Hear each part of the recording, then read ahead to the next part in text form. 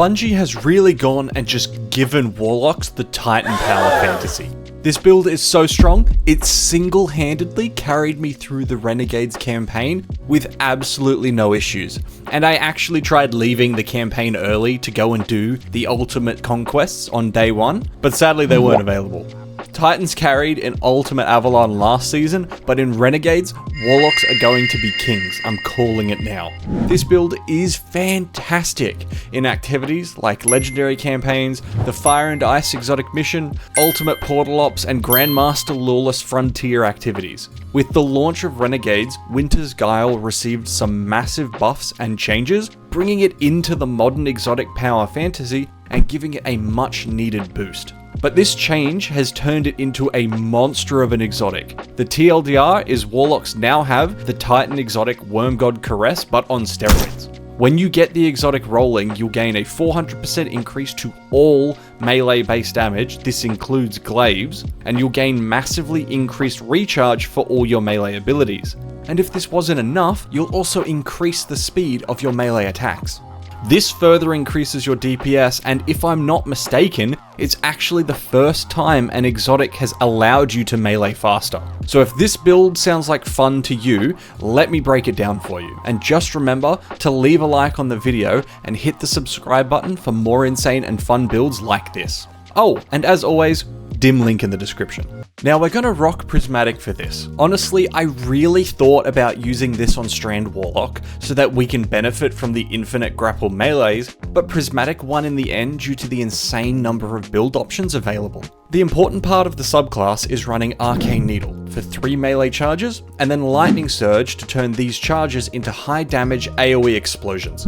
This shouldn't be a surprise to anyone familiar with the original Lightning Slide build for Warlocks using the exotic class item with Syntheseps. It's the same formula, but this time you don't need to grind for an RNG drop in an activity that you don't enjoy.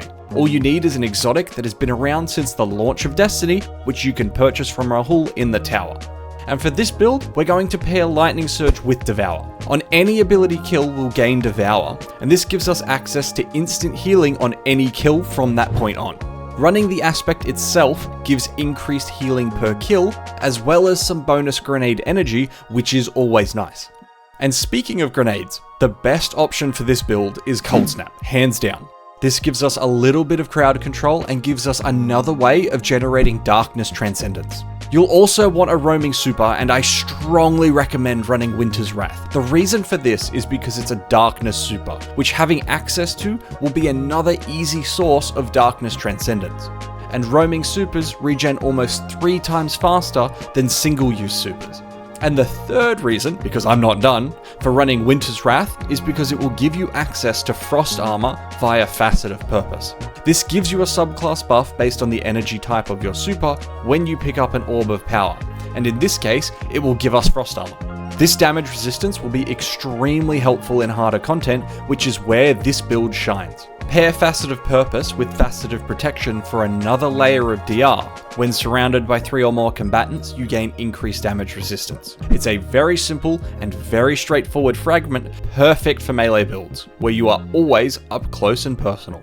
And while on the topic of damage resist, because we haven't got enough, whenever you use Lightning Surge, you become amplified, regardless of whether you get a kill. Having Amplified gives us damage resist, and the adds have reduced accuracy against you. You don't even need a kill, it's just one ability use. Now I almost suggested running Facet of Blessing, but with Devour, you don't need health regen on melee kill. So instead, let's go all in on the damage with Facet of Courage. Light abilities deal increased damage to darkness debuffed targets. So with our base melee spreading Unravel, it makes using Lightning Surge even stronger. Next up is Facet of Justice. Ability kills while Transcendence create explosions, and the explosion actually matches the super that you have equipped. This explosion deals a decent chunk of damage in PvE, and since we're going to have nearly 100% uptime on Transcendence, it's perfect for the build. Also from my testing, I'm pretty sure that the damage of the explosion actually scales with the stacks of Winter's Guile, making it even better for this build. And for the final fragment, we're running Facet of Dawn. Dealing damage with a powered melee will grant you Radiant, increasing the damage of your weapons. This is just going to be a cherry on top. Having Radiant will be super useful when fighting bosses or champions and then you have to use your weapons. Now with the subclass setup out of the way, let's go over your loadout. Obviously your exotic armor is Winter's Guile, and as I said earlier, you can grab this from Rahul in the tower. And since it was introduced in the Red War, everyone has access to it at base. No DLCs required, no mission requirements, good old fashioned currency. The exotic works by giving you a stack of Warlord's Sigil every time you get a melee kill. Each stack has a 4-second timer, and you lose 1 stack at a time when this 4-second timer runs out. If you manage to reach 10 stacks, the buff changes to Warlord's Fury Ready, and it gives you a full powered melee charge. Getting a powered melee kill while in this ready state triggers Warlord's Fury, where you gain all the buffs I mentioned earlier, including the regen, the speed, and the damage. The TWAB mentioned that Warlord's Fury lasts for 10 seconds, but it actually lasts for 7 seconds. Not sure if this is a bug or intentional, but I'm mentioning it in case you didn't notice it yourself. For your weapons, you need something that benefits from Winter's Guile, chunks enemy health bars, and when you're out of grenades, generates Darkness Transcendence. Everybody, please welcome Winter's Bite. This heavy glaive is the perfect weapon for this build. Not only will it benefit from the increased damage from Winter's Guile, it also has a higher than normal base damage compared to other glaives. This will make it much easier to increase the stacks of Winter's Guile if you run out of melee ability charges. Not only does it do everything that I've mentioned already, it's also fantastic at crowd control if you don't have your grenade, it's just perfect. It's also got inherent slow, meaning overloads are covered. Until later in the season, when we get access to more champion mods, we're stuck with using bows as our default unstoppable mod. Because our build does so much damage, you could possibly ignore them and just brute force their HP bar with your fist, but if you don't want to go through the pain of dancing around unstoppables constantly, then you should run pre-Astrenix, the solar bow, and then mint retrograde. Both are from the Pinnacle Ops playlist, or alternatively, you can run Mercury D and the new Rocket Pulse Sire Turner. You can earn both of these via solo ops in the portal, so it's especially easy for solo players to farm the gear. Now, I don't think running a bow is the best option in every other content if there's no unstoppables. As soon as you involve unstoppables, unless your team has them covered, then you will need to run a bow. I do think that running Sire Turner is actually the better option of the two loadouts. Not only is it available to all solo players really easily, but if you ever run out of melee charges, then you have no easy way to build light transcendence again. Hence why I think it's the better option. I also think double specials are pretty viable with this loadout. If you run both rocket pulse rifles, generating transcendence energy will not be difficult at all. And because it's a melee centric build, ammo shouldn't be a problem either.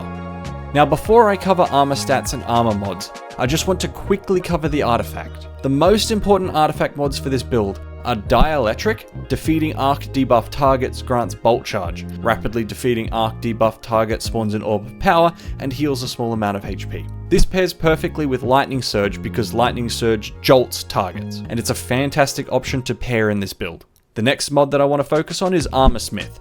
Breaking a combatant's shield temporarily grants you damage resistance and increased melee damage. You don't even need to match the element, you just need to break the shield, which makes it really easy to use this artifact mod in this build because you deal so much damage, you'll shatter shields you didn't even realize were there.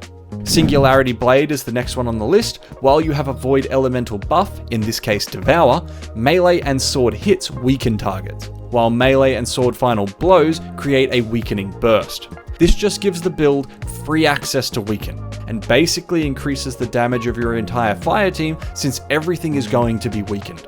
And to pair with Singularity Blade, we have Void Infestation. Defeating a weakened target spawns a tracking projectile that weakens other targets, making it easier to spread the weakening effect even further.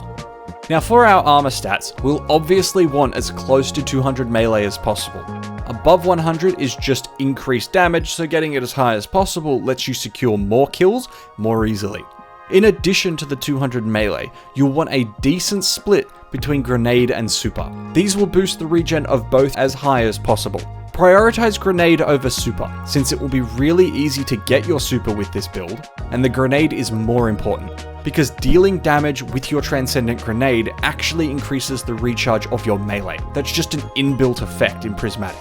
Unfortunately, there's no good armor rolls for this. Paragon gives super and then melee, but a set of 5 won't even be enough to get you 200 melee.